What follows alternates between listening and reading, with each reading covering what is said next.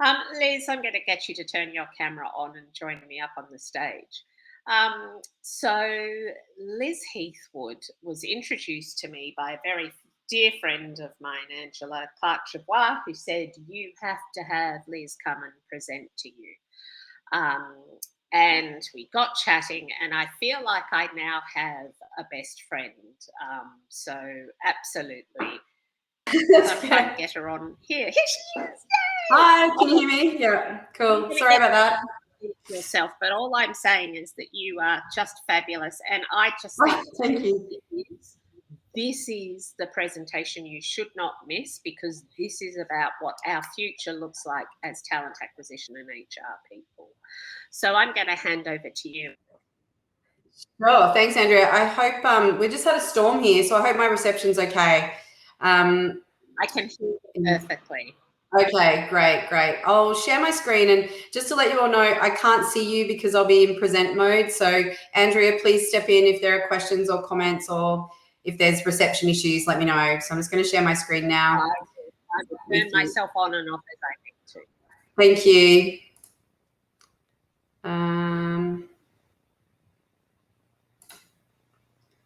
Okay.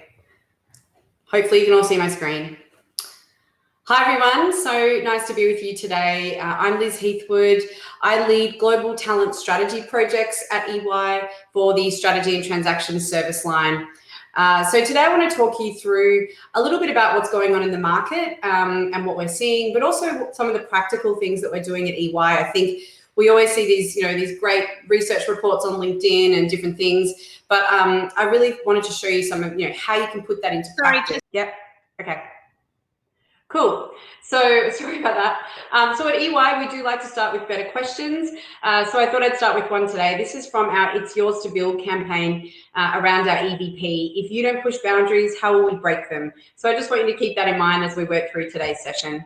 If you're anything like me, you're being bamboozled by these headlines at the moment, probably getting sick of them by now, being held hostage. I even had my mum call me, Lizzie, I've been listening to the ABC. I've been seeing this thing about the Great Resignation. Is everything okay? And I think her hysteria is a lot how organisations are feeling at the moment about this Great Resignation. And I think, I was presenting to global leaders recently about our People Pulse results, and there is cause for concern. There's discontentment. There is, attrition rates are definitely higher. So it's really thinking about what we can be doing to address some of these things that are going on in the market right now.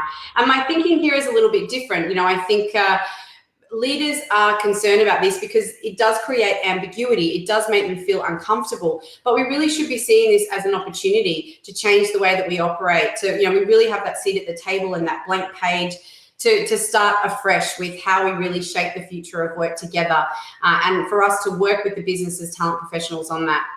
And there are some different schools of thought that turnover is actually a good thing for organizations. Some of the big top tech companies, Facebook, Uber, etc., they have an average tenure of under 2 years.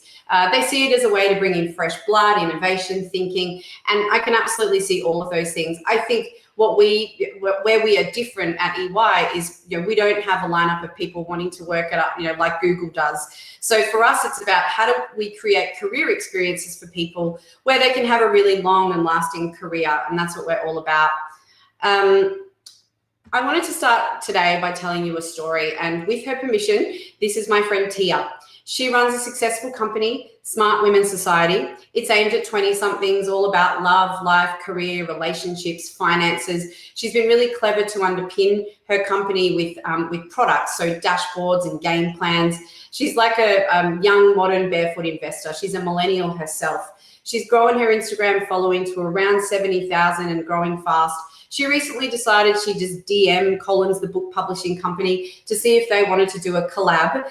And she just brought out Smart Women's Society branded diaries all over Australia. They sold out in 3 days.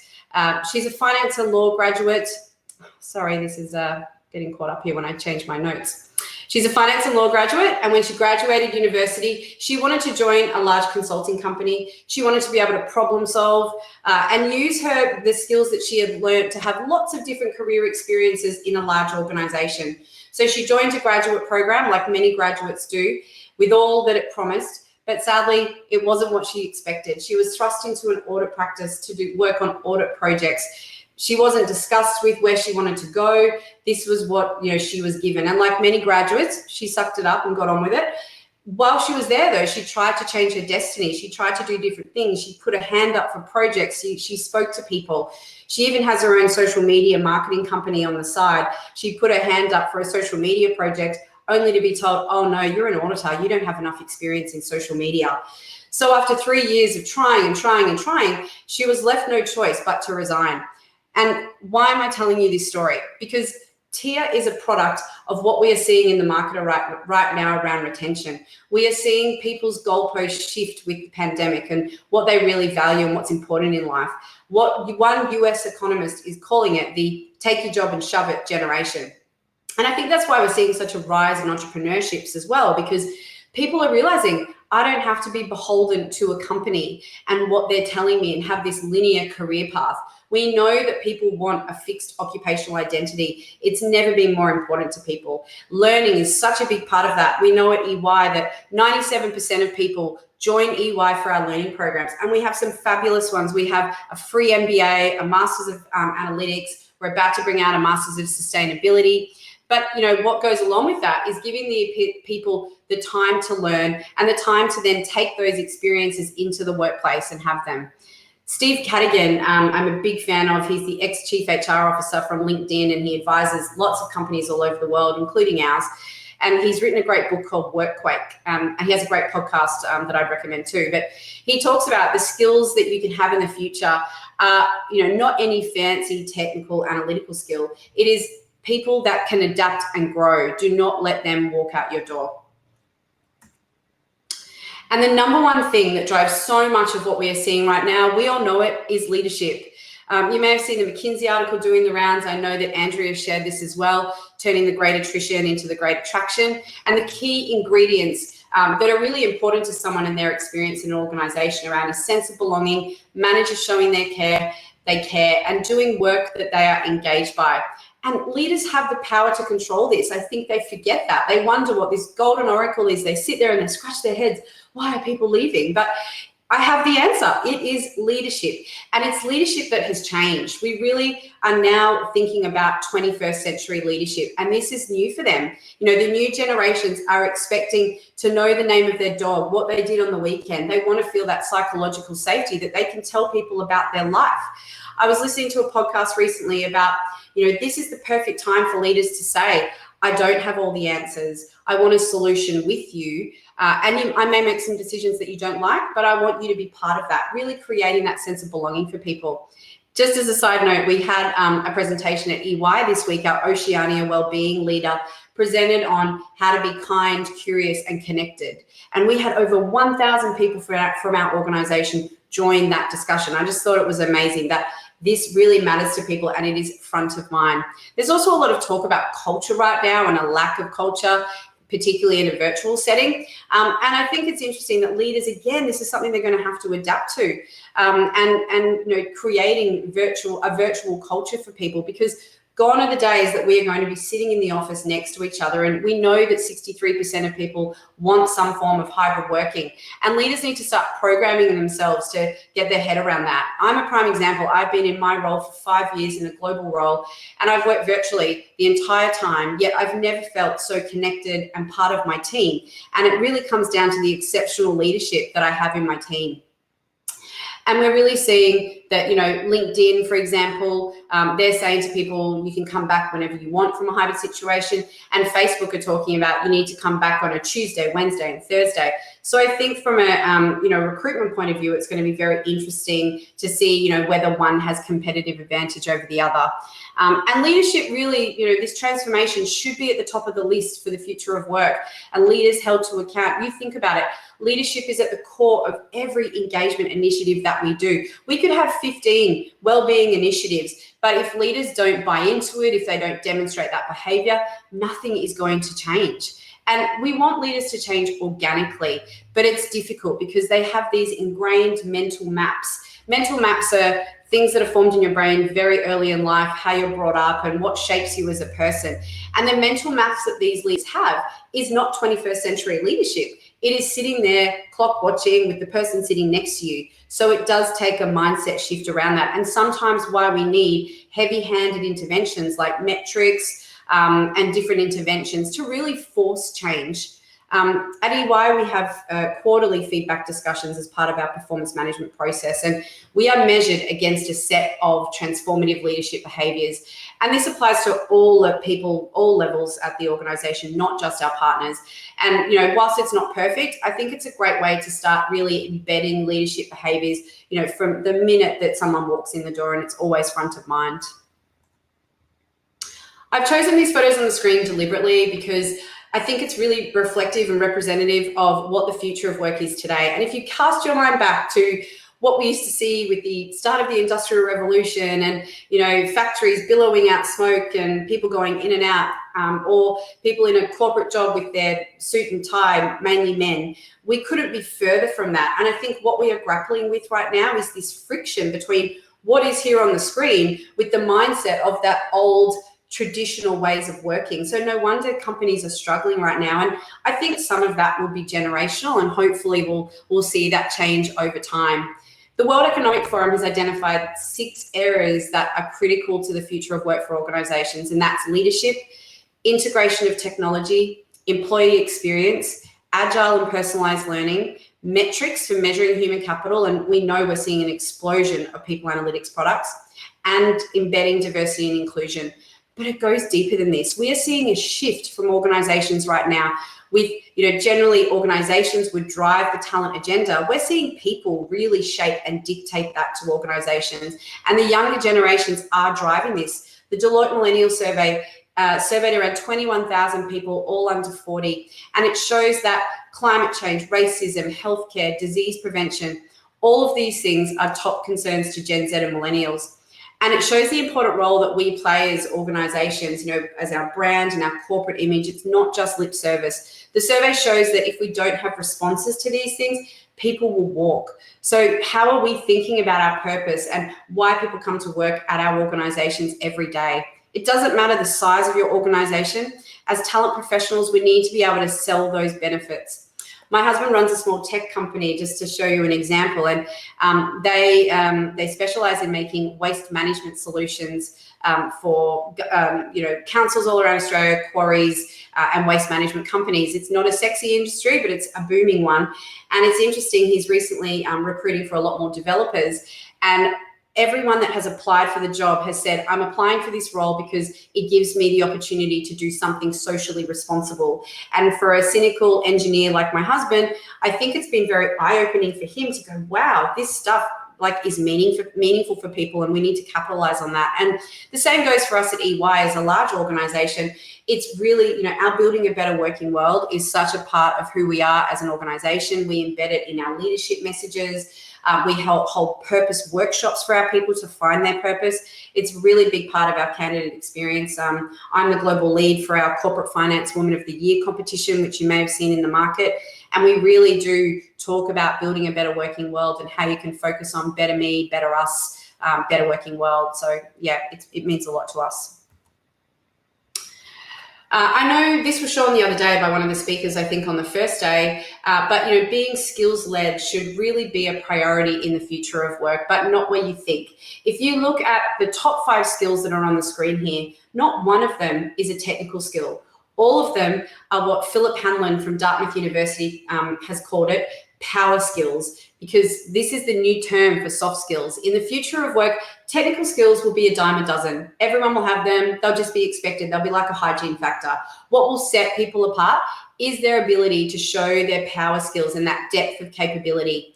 Futurist Heather McGowan, we use a lot of her work when I've been shaping our sort of future of work for 2025. She talks about, you know, we've gone from I-shaped employees, which are very technical, to T-shaped, where there's some overlapping skills. Now it's all about X-shaped. And X-shaped is really seeing the intersection of those skills working together in harmony. And people have to be multi-skilled, multi-layered, and really having a holistic skill set in addition to the technical skills that they have. And, you know, we want people to be learning multiple things at once. We don't want them to have to do the same thing 10 times over. It's really important that we can upskill people very quickly. And we know that that's what people want. They want to join an organization and be useful straight away. The good thing about being skills-led too is, as talent professionals, it really gives us the opportunity to consider talent from unconventional areas. And I know I'm preaching to the converted with this group, and I appreciate it can be really hard with a stubborn hiring manager. But as talent professionals, I think it's important for us to have stories that we can share, success stories, show where you can bring in someone with a different skill set and that they can be successful. And I think, you know, leaders are inherently competitive. So if you can, you know, show some success stories of where others in the business, their peers might be doing it, I always find it's a good way to get them on board. And I think that's where we need to also sell candidates from, you know, not just flick across the CV to a hiring manager. Talk to them about why you think this person is a fit and where their different skills can come into play.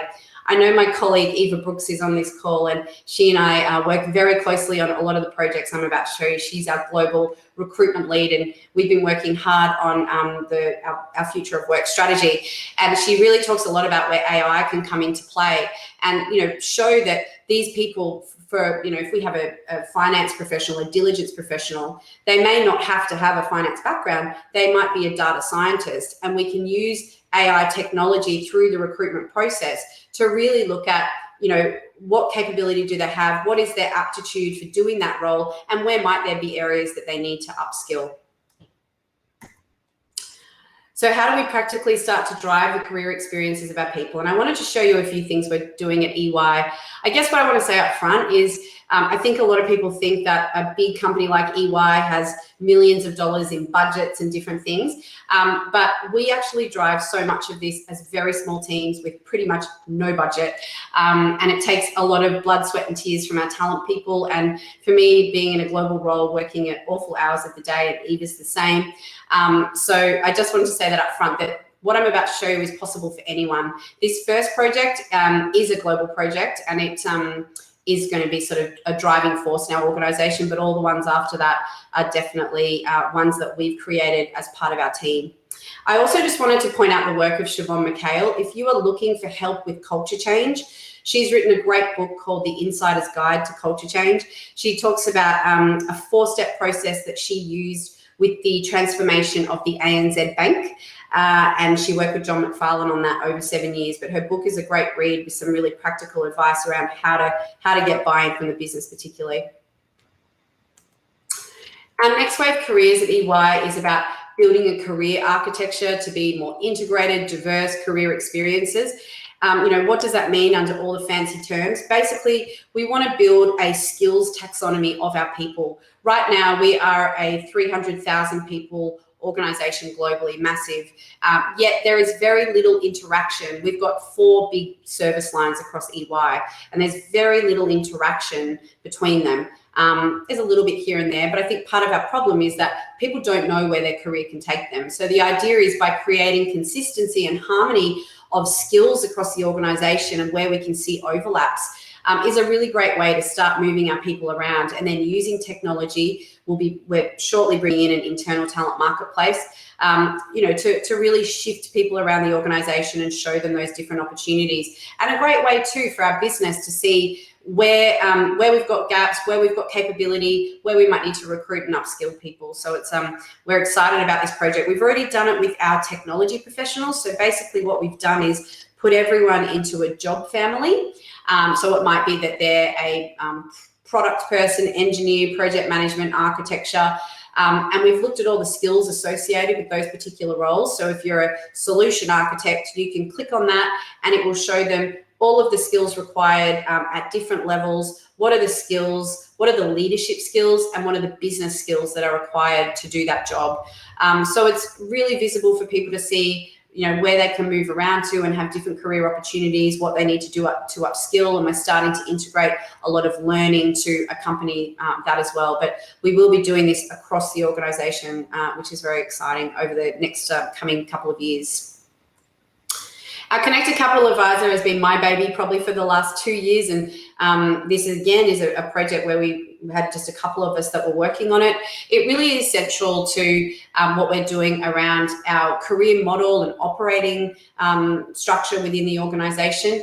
And this is where the theory and the methodology of what we see in the market really starts to come to life. I loved Heather McGowan's idea around X-shaped employees, and at EY we traditionally have very much built people as subject matter, technical experts. So we want to propel them to being an X-shaped employee. Not everyone will become an X-shaped employee, but that's certainly an aspiration. So how do we give people those peripheral, broader skill sets that they need to start building? And we've done that through the Connected Capital Advisor. There's little definitions that go behind each of these areas. And we've built out goals, like for goal setting, we're helping people, and we've done talk tracks for conversations through their performance management process, all of those things to help really bring this to life. We've also, we're in the process of building a certification at the moment. So for our young people, we really think it's so important to bring these skills and capabilities the minute a graduate walks in the door. Why wait to make someone, give someone leadership skills when they've already become a leader? It's a skill that we can build early and really make those skills innate in someone, so it's just natural by the time they have to be a leader in an organization. We know around 93% of people surveyed said that this would help them drive their career, and we're really excited to bring this to our people, and particularly the certification, really bringing that to life. This is a big one for us, personas, and Eva is definitely my wingwoman here on business personas. We are a great believer in doing them. I think someone else presented as well and talked about business personas. It's very much a part of what we do. We did global business personas recently, and we looked at, to help with our strategic workforce planning, really push the thinking of our leaders around, yes, this may be the current skill set, but what is it? What does that future capability look like? And I think this is where talent and recruitment can come together, because talent, recruitment professionals are out in the market. You're seeing the skills that people have, and you're seeing what their motivations are and all of these things. So that's where we can really help marry the two up and come, together to challenge the thinking of the business to think differently about the capability in their particular part of the business. So once we did this, obviously this is just a template I'm showing you. They were quite lengthy documents. My job was to then distill that into a short form Mentimeter session that we could hold as a focus group. We love using focus groups at EY. We find it's a really great way to get business buying and talking to people about it. So what we did was I created a Mentimeter session, and we had about 40 partners globally that came to this session. And the great thing about a Mentimeter is that you hear the voices of everyone. On some calls, you get those people that like to talk more than others. So it was a great way to get data points that we could take away with us and hear all of those voices, and then also have the discussion as well, which was a very important part of the focus group. But what you can see here is getting partners to rate. This is for our junior population. What are those skills that are the most important to them in the future of work? And then if you look, the first one is applies business analytics as being the most important. If you then look at this slide, it then goes to, well, interestingly, business analytics in terms of current proficiency is quite low. So for us, that's really highlighted, okay, this is an area we need to upskill people. We need to think about, do we need to bring people in that have these skill sets? So from a recruitment point of view, where do we have these skills already in the organization elsewhere, and we can upskill people for this particular part of the business? So it was a really great way to form actions with the business out of how we then take this forward. One of those projects that we have taken forward, this is still in design mode. So I thought I'd just show you how we do global collaboration at EY. So I'm working closely. We've pulled some subject matter experts out of the business to help with this because it's such a big project for us. We really want to upskill one particular cohort so they are doing higher level skills more quickly. So we're looking at the diligence life cycle and looking at what are the skills that they need. So I went through all of the learning that we have globally for this part of the business and picked up on all those skills that they need to have, and then worked with the subject matter experts to go, which is where the Excel spreadsheet comes in around, well, what part of the life cycle is it? What's the skill that they need? And what's the experience that they have to have? So for the CCA certification and for this fast track program, we're really putting an emphasis on the job experiences. So formal learning is very much a part of what people will do, but that on the job piece, because people are so busy, we are trying to make it more intentional and deliberate around the career experiences that they have. And, almost getting them to tick off that they've had these experiences so they feel that they're having them, and we know that they're ready for that next level of their career. Mobility is another area of focus for us. I know that may feel weird for us in Australia right now with where we're at with borders, but we know that 85% of people, it's a key decision-making factor for them in joining EY.